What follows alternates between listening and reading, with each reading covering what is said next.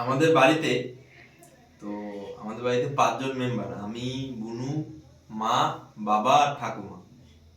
তো আমরা কি বলবো, তার মধ্যে 5 জনের মধ্যে 2জন হচ্ছে নিরামিষ। ঠাকুমার মা হচ্ছে পুরোপুরি নিরামিষ হয়ে গেছে। নিরামিষ বলতে ভগবান ভক্ত, কৃষ্ণ ঠাকুরের ভক্ত। সে হয়েছে, সবাই একটা সময় পরে হয়ে যায়, তো ভালো কথা। তো বাকি রইলাম আমি, বাবা আর বুনু। তা বাবাও সেই পথে যাচ্ছে আস্তে আস্তে, এখনো পুরোপুরি যায়নি, 50% গেছে, 50% আছে। মানে নিরামিষের পর্যায়ে এখনো পুরোপুরি যায়নি।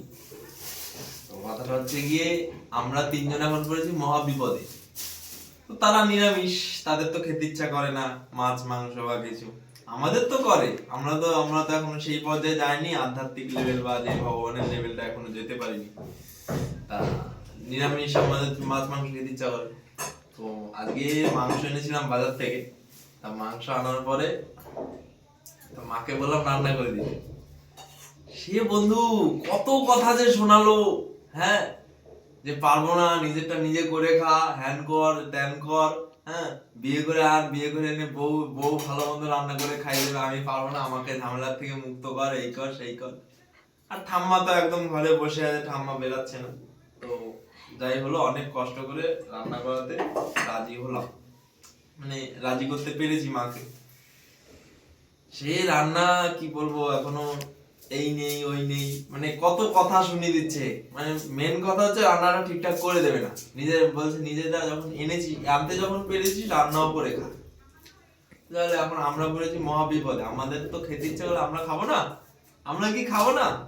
তারা না নিরামিষ, ঠিক আছে মানলাম, তারা নিরামিষ, তাদের নিরামিষটা খাক, আমরা তো তাদের বাধা দিচ্ছি না। এখন আমাদের তো করে দিতে হবে, নাহলে আমরা খাবো কিভাবে? না, আমরা তো মানে মানে বলে না মায়ের হাতের রান্না খুব ভালো হয়, খেতে টেস্টি হয়।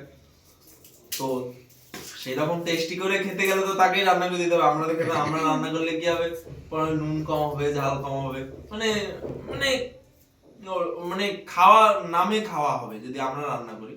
আর যদি মা রান্না করে তাহলে টেস্টি করে একটু খাওয়াটা হবে। তো এখন তোমরাই বলো আমাদের কি, মানে কি করা উচিত এখন? এখন কি করা উচিত? সে তো ডেইলি ডেইলি তো এমন কথা শোনা যায় না, বিভিন্ন কথা বলছে, আর কি বলবো। তো এই মায়ের নামে বাজে কথা বলা হচ্ছে, এটা তো ভিউজ বাড়বে, মাকে বদনাম করা হচ্ছে।